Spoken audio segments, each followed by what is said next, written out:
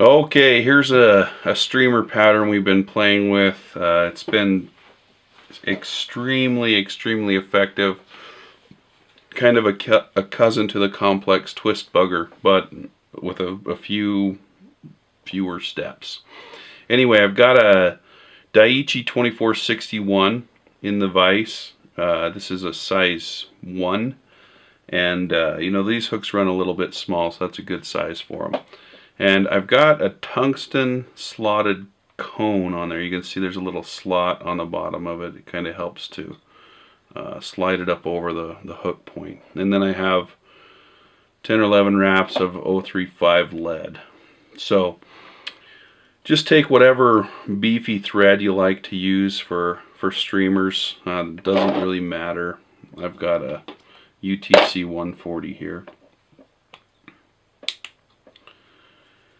And the first thing we're going to do is we're going to tie in 2 colors of marabou for the tail. Now, this Nature Spirit Prime Marabou, they're long fibers. I've got olive and I've got brown. And so, and you can see how long these are. I'm just going to take both of those pieces of marabou and I'm going to tie those in by the tips.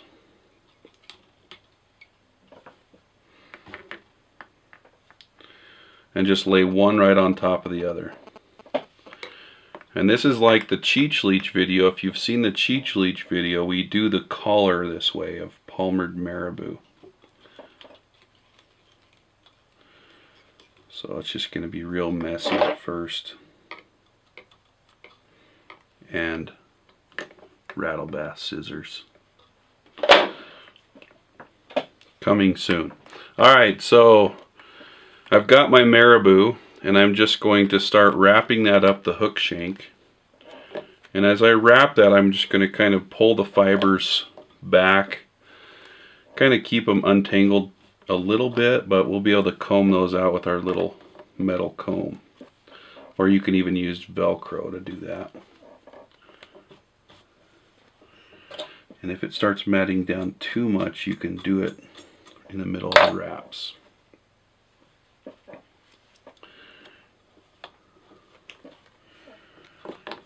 And you don't have to worry about keeping it all at the very back of the fly. You can start moving it up because we're just going to wrap our thread back over it.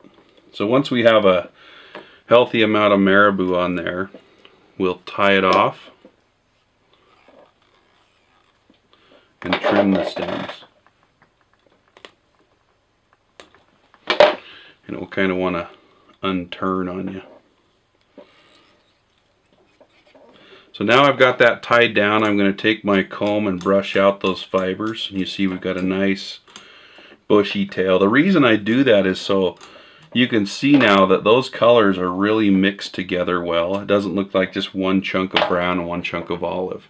And now what I'll do is I'll take those pieces of marabou and hold those back and wrap down over those marabou wraps, and that makes a super durable tail. Okay, so the body on this is going to be 2 components. The first one is just some holographic cactus chenille in brown, and the second component is this EP sparkle brush. This is just the label for it, so it looks like this. And this one is root beer. These come in a bunch of different colors. It's a very cool product. It's a metal wire core. And so I think in each package there are 6 of these brushes. And they're probably 12 inches long. So you can probably get about 2 flies per brush on this style of fly. So I'm just going to take and tie in that wire. And this is going to act like the hackle of a woolly bugger. And it's good to have some wire cutters here. Don't use your scissors to trim the wire.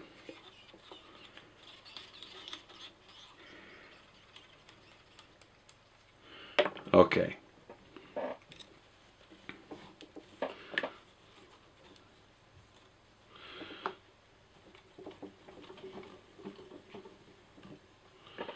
So we'll wrap our chenille up.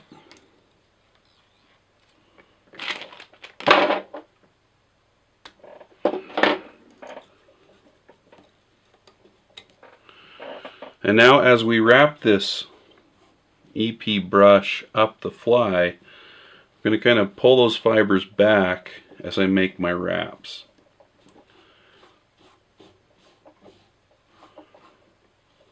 And we'll brush these out again with the metal comb too.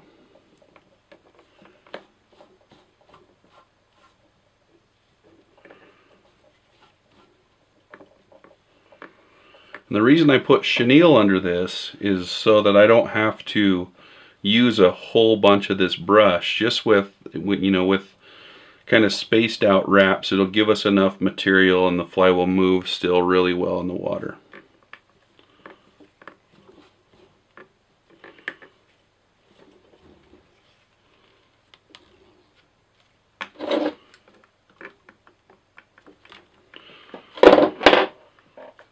Okay, I've got the brush cut off now.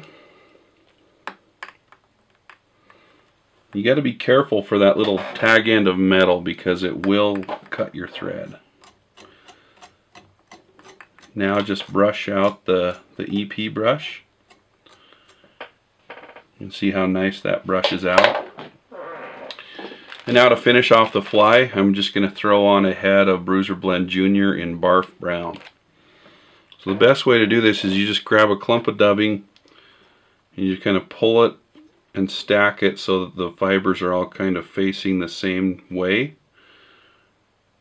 And then I'm going to lay that kind of around the cone and do some thread wraps, 2 or 3 loose wraps, and then really cinch it down and then pull those back.